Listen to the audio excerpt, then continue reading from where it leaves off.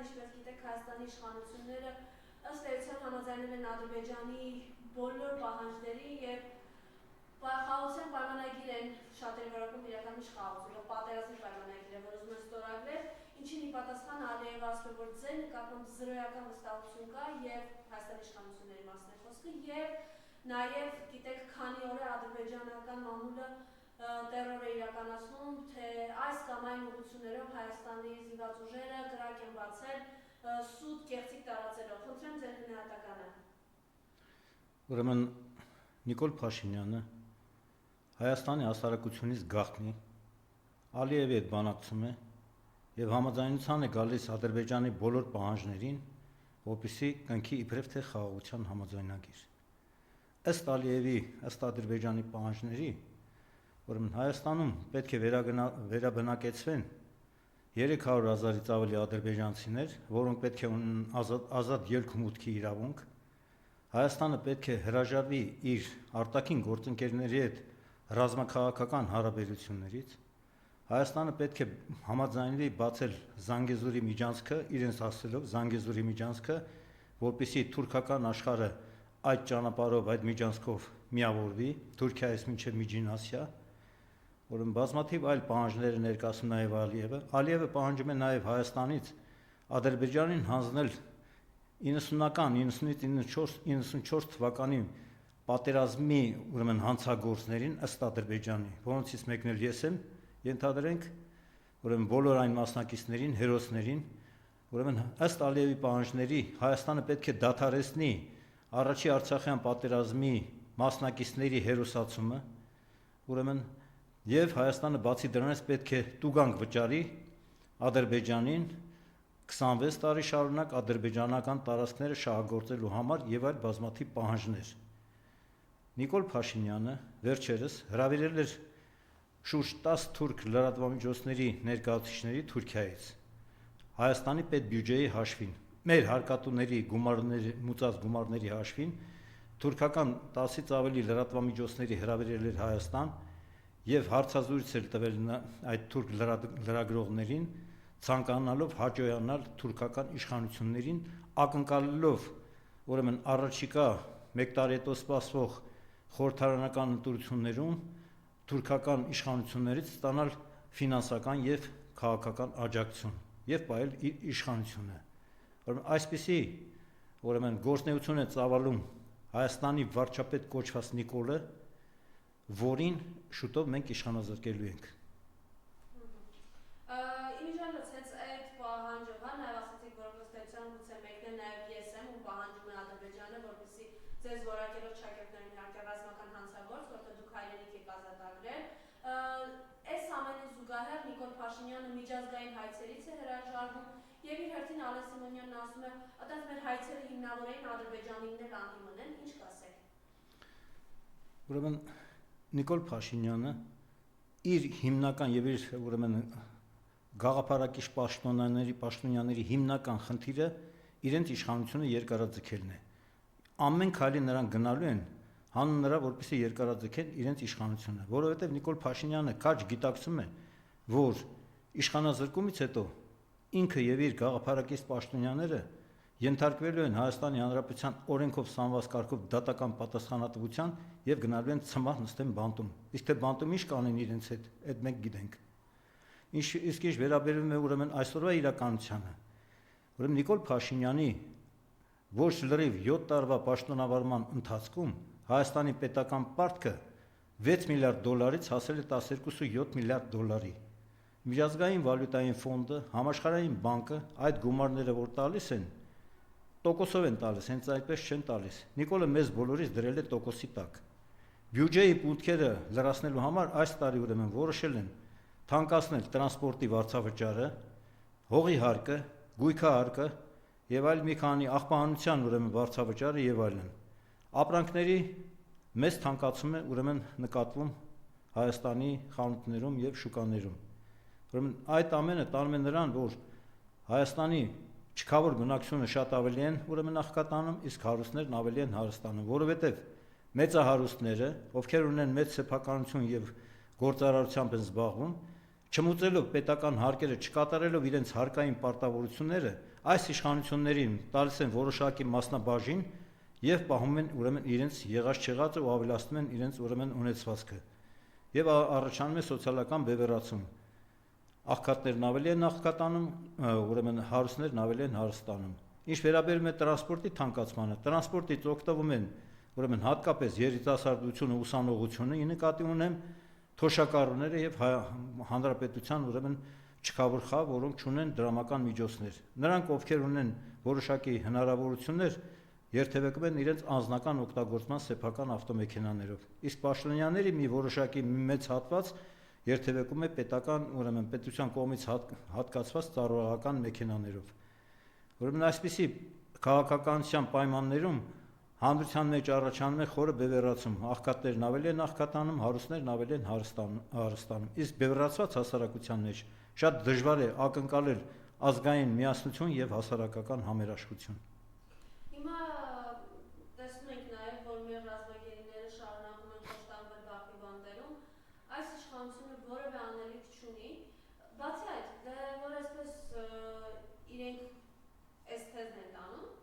դե թող իրենք մեզ տան Ռամիզ Սաֆարովին, որը խաղաղ պայմաններում մեր հայրենակցի գլուխներ կտրում, երբ որ այն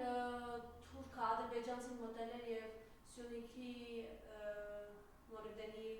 պահակին էր ուղղակի սպանել եւ գյուղացիներն էին բռնել, որին հեշտությամբ այդ մարդասպանին արտահանձնեցին։ Ես այս մասով կուզեմ ձեր գնահատականը լսել։ Ուրեմն ես այդ հարցի վերաբերյալ գնահատականը կտամ, ինչ վերաբերում է Բաքվում պահպանվող, ուրեմն Բաքվի բանտերում գտնվող մեր ուրեմն բանտարկյալներին, մեր ուրեմն գերիներին, պատանդներին, ուրեմն Նիկոլ Փաշինյանը եւ գործող իշխանության ներկայացուցիչները որևէ միջազգային ատյանում երբեք չեն բարձրացրել նրանց ազատ արձակման հարցը։ Ես ենթադրում եմ, որ Նիկոլ Փաշինյանը հատկապես մտավախություն ունի ուրեմն Ռուբեն Վարդանյանի վերադարձից, որովհետև Ռուբեն Վարդանյանը համաշխարհային ճանաչում ունեցող անձնավորություն է, Նուբար Աֆեյանի եւ Գրեգորյանի հետ կազմակերպում էին Ավրորա ուրեմն միջոցառումը եւ յուրաքանչյուր տարի մրցանակներ էին տալիս մեծ գումարներ, ուրեմն մարդասիրական գործնեություն ծավալած տարբեր երկրների ներկայացուցիչների բարձրացնելով հայ ժողովրդի պատիվն ու հեղինակությունը։ Ինքը Ալիևին դիմել է, որպեսզի Ռուբեն Վարդանյանին հատկապես բաց չթողնեն։ Ռուբեն Վարդանյանը երկու անգամ երկար ժամանակ, վերջի հացադուլը տևեց մոտ 23 օր, հացադուլ է ուրեմն արել, նա առողջական ունի լուրջ խնդիրներ եւ մենք ունենք անհանգստություն Ռուբեն Վարդանյանի համար, ոչ միայն նրա, այլ նաեւ մեր բոլոր ռազմագերիների ու պատանդների համար։ Ուրեմն որևէ նորից եմ կրկնում միջազգային ատյանում ՄԱԿ-ի համաժողովում Նիկոլ Փաշինյանը վեր կացավ եւ համաշխարհային հարցեր բարձրացրեց, այսպես կոչված բոլոր երկրները բացեն իրենց սահմանները, հաստատվի խաղաղություն եւ ասենք առևտուր անեն ու ապրեն։ Ինքը փորձում է դասեր տալ այնպիսի երկրների ղեկավարների, ինչպիսիք են Միացյալ Նահանգները, Ռուսաստանի Դաշնությունը, Չինաստանը, Եվրոմիության երկրները, Հնդկաստանը եւ այլն եւ այլն։ Իսկ Ալիևը իր ելույթում հետեւյալը ասաց, որ իրենք ագրեսորից վերջապես ազատագրեցին իրենց հայրենիքը, իրենց հայրենիքի տարածքները եւ ուրեմն Հայաստանին պարտադրելու են խաղաղություն իրենց պահանջներով։ Այսինքն ըստ Ալիևի Հայաստանը ֆաշիստական պետություն է, նա այդպիսի հայտարարություն է արել եւ սպառնալիք է հարևան երկրների համար։ Եվ օրինակ է բերում, որ Ադրբեջանը բազմած երկիր է, այնտեղ բոլոր ժողովուրդները ապրում են հավասար պայմաններում, իսկ Հայաստանում գրեթե այլազգիներ չկան, որովհետև հայերը արտաքսել են բոլոր այլազգիներին, հատկապես ադրբեջանցիներին, արևմտյան Ադրբեջանից, ըստ Ալիևի Հայաստանը դա արևմտյան Ադրբեջանն է, արտաքսել են արևմտյան Ադրբեջանից եւ ուրեմն պետք է այդ ադրբեջանցիները վերադառնան Երևան։ Ալիևի ուրեմն ադրբեջանցիների համար Երևանը դա Իրևան է, հին ադրբեջանական քաղաք, իրանական ուրեմն մսկիթը այդ ճարտարապետական հուշարձանը իբրև թե ադրբեջանական կառույց է, նույնը թուրքերն են ասում, թուրքերը այստեղից այդ լրագրողները որ գնացին, Հայաստանը ներկայացրեցին որպես շատ վատ պետություն, ուրեմն եւ Երևանը իբրև թե եղել է թուրքական Էրինջան քաղաք իրենց ուրեմն մտածելակերպով եւ այդ իրանական ուրեմն ճարտարապետության հուշարձանն է դա թուրքական ուրեմն բան է շինություն է թուրքական մսկիթ է այդպես ներկայացրեցին այդ թուրք լրագրողները ուրեմն Հայաստանը ուրեմն նրանք Հայաստան եկան եւ գնացին եւ Հայաստանում կեցության հարցերով բոլոր այդ հարցերը լուծվեցին Հայաստանի պետբյուջեի հաշվին։ Դրանով Նիկոլը փորձեց հաջողանալ մեկ անգամ եւս կրկնում եմ թուրքական իշխանություններին Էրդողանին, որպեսզի նրանցից ստանա քաղաքական եւ ֆինանսական աջակցություն իր իշխանությունը պահելու համար։ Սա ոչ այլ ինչ է, որ եւս մեկ դավաճանական քայլ մեր հայրենիքի ու մեր ժողովրդի հանդեպ։ Եվ հիմա իրենք հաշվառնելով, որ Բաքվից ինչպիսի պնդումներ են գալիս, ինչ են սպասվում։ Ուրեմն Նիկոլ Փաշինյանը մեր ժողովրդից գաղտնի բանակցում է ուրեմն խաղաղության այսպես կոչված համաձայնագրի պայմանների շուրջ եւ համաձայնություն է տվել Ալիևի բոլոր պահանջներին, որպեսզի իբրև թե կնքվի խաղաղության համաձայնագիր։ Ես շեշտադրում եմ, որ խաղաղություն չեն մուրում, խաղաղությունը ստանում են հաղթանակով։ Մենք Նիկոլ Փաշինյանի ղեկավարության պայմաններում ցավոք սրտի նրա դեմքով կարծես թե Ադրբեջանից մուրում ենք խաղաղություն։ Մենք խաղաղություն չենք մուրալու։ Մենք ժամանակի ընթացքում հեռացնելու ենք գործող ապազգային իշխանությանը, հզորացնելու ենք մեր բանակը, ազատագրելու ենք Արցախը եւ պարտադրելու ենք Ադրբեջանի խաղաղություն։ Բայց նորից գալով, հա, Ադրբեջանի պահանջների պարոն Բազյան, օրինակ երկրապահները իր ղեկավարով գիտակցություն ունեն, որ Ադրբեջանի ցուցակում են նաեւ իրենք եւ ինչ է սպասվում եւ հաշվառնելով որ այս իշխանությունը ինչ քաղաքականություն է վարում, չի խնայել անգամ այսպես կոչված յուրայիններին։ Ուրեմն երկրապահ կամավորականների ես միության հիմնադիրներից մեկն եմ եղել։ Ես ափսոսում եմ, որ երկրապահ կամավորականների միության ղեկավարությունը վարչությունը ուրեմն դարձել է Նիկոլ Փաշինյանի ուժային հենարաններից մեկը։ Երկրապահ կամավորականների շատ անդամներ իմ մարտական ընկերներն են եւ նրանց հետ մենք համագործակցում ենք։ Ուրեմն երկրապահ կամավորականների միության գործունեությունը այսօր որոշակիորեն հեղինակազրկված է, որովհետեւ երկրապահ կամավորականների միությունը կրկնում եմ, ուրեմն Սասուն Միքայելյանի գլխավորությամբ դարձել է այսօրվա ապազգային թուրքահաճո իշխանության հենարաններից մեկը։ Բայց Սասուն Միքայելյանը չի խնայելու։ Ուրեմն նա ոչ ոքի չի խնայելու իր մորթապաշտ է, իր ոնց որ ասած մորթին փրկելու իր կյանքը փրկելու համար, ուրեմն ոչ ոքի էլ չի խնայելու։ Նրանք ուրեմն եկել են իշխանության մեր ժողովրդի աշխատանքի հաշվին, մեր հատկատուների հաշվին վայելելու կյանքը։ Նրանք վերջը կտեսնենք, նրանք վերջը չեն վայելելու։ Ծիծաղում են նա, ով վերջում է ծիծաղում։ Ես ասացի, որ Նիկոլ Փաշինյանը եւ բոլոր այն պատասխանատու պաշտոնյաները, որոնք պատասխանատու էին Արցախյան պատերազմում մեր պարտության համար, ուրեմն նրանք դատապարտվելու են Հայաստանի Հանրապետության օրենսդրությամբ սահմանված կարգով եւ ուրեմն ցմահ նստելու են։ Եվ սրան զուգահեռ ամեն դեպքում ես կուզեմ նաեւ ձեզ բոլոր այս այն մարդկանց, ովքեր ասում են, որ սա խաղաղության պայմանագիր չէ, սա պատերազմի եւ սա ամոթի է, ասում են, որ դուք եք պատերազմ ուզում, դուք դեմ եք սրան, դուք պատերազմ բերում եք։ Ուրեմն մենք դեմ ենք պարտադրանքով եւ Ալիևի բոլոր Ադրբեջանի բոլոր պահանջների կատարմամբ խաղաղության համաձայնագրի կնքմանը։ Մեր ժողովրդի ուրեմն մեր ժողովրդից թաքուն առանց ժողովրդի, առանց ազգային ժողովի քննարկման, առանց հանրության ներկայացման այդ պայմանները մենք դեմ ենք որևէ խաղաղության պայմանագրի կնքմանը։ Մենք կողմ ենք խաղաղությանը, բայց նորից եմ կրկնում, խաղաղությունը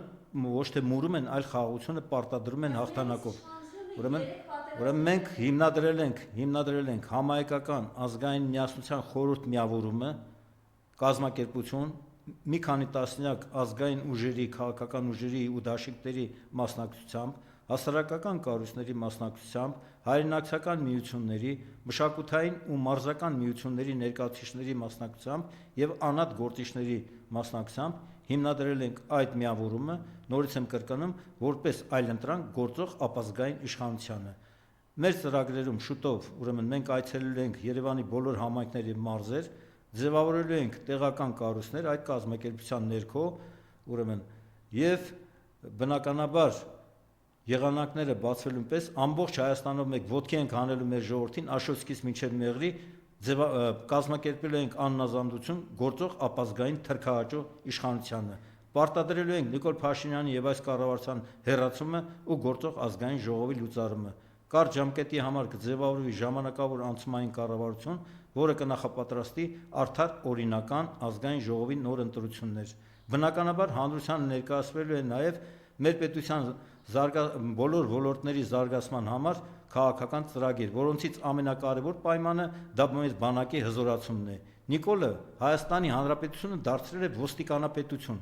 Ոստիկանների քանակը կրկնապատկել է, նրանց բարձրաստիճան ոստիկանների աշխատավարձերը բարձրացրել է, բացի դրանից մեկ աշխատավարձի չափով տալիս է նրանց նաև պարգևավճարներ, որպեսզի ծառայեն գործող իշխանությանը։ Մեր ազգային անվտանգությունը չի գործում, ազգային անվտանգության ծառայությունը դարձել է իշխանության Նիկոլի անվտանգության ծառայություն։ Ազգային անվտանգության ծառայությունը կոչված է ապահովելու պետության անվտանգությունը, ունենա արտաքին հետախուզություն, արտաքին վտանգների գնահատում եւ համապատասխան անվտանգային միջոցների իրականացում։ Նորից եմ կրկնում, մի շարք անձանց դեմ, նաեւ իմ դեմ ազգային անվտանգության ծառայությունն է հարուցել քրեական գործ Նիկոլ Փաշինյանի վրա մահապորձ կազմակերպելու կեղծ մեղադրանքով եւ տարել են ինձ, կալանավորել են, նաեւ ունենք այսօր քաղբանտարկյալներ, որոնք ոչ մի մեղք չեն գործել, անմեղ մարդկանց տարել են, կալանավորել են։ Սա ցույց է, չէ՞, Վան Բազարյանի, իրենք այս քաղաքականությունն են որտեղել, նաեւ հաշվի առնելով Գյումրիում ինչ ելույթ է ունենում Նիկոլ Փաշինյանը, ունից դուրս։ Ուրեմն մենք հանդիպում ենք ունեցել Գյումրիում, ես հայտարարել եմ եւ այսօր էլ հայտարարում եմ մեր հայրենակիցներին, Նիկոլ Փաշինյանի իշխանության գալու մեկնարկը սկսվել է Գյումրիից սկսեցին նրանք իրենց քայլարշավը։ Նիկոլ Փաշինյանի իշխանությունից հեռացնելու մեկնարկը տրվել է Գյումրիից։ Մենք հանդիպել ենք Գյումրիում, ես այդ խոսքերն ասել եմ, գյումրեցիները արժանապատվություն ունեցող քաղաքացիներ են, թասիբով, իրենց բարբառով ասեմ, եւ բնականաբար համոզված են, որ նրանք ձայն չեն տա Նիկոլ Փաշինյանի կամ քաղաքացիական պայմանագիր կուսակցության կողմից առաջադրված քաղաքապետի թեկնածուին։ Այսինքն այդ դիտակցումը ունեն գյումրեցիները։ Այո, գյումրեցիների ես կապեր ունեմ, այնտեղ ունեմ մարտական ընկերներ, ունեմ մարզական ընկերներ եւ ճշտել եմ նրանց դիրքորոշումները, նրանք հակված չեն քաղաքացիական պայմանագրին տալ եւս մեկ հնարավորություն ղեկավարելու Հայաստանի երկրորդ քաղաքը Գյումրին։ Նրանք ընտրելու են ընդդիմադիր թեկնածուներից որևէ մեկին։ Շնորհակալություն։ Ամենայն բարիք ձեզ։